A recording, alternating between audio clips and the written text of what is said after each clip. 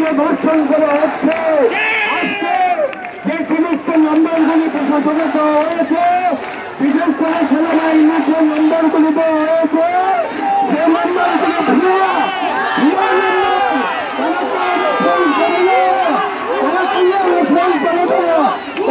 হিন্দুদের রক্ষা করতেছে না।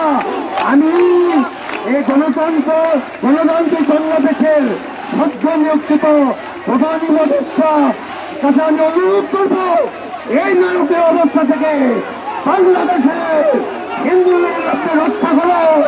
আমাদেরকে শেষ করে দেওয়ার ষড়যন্ত্র চলছে।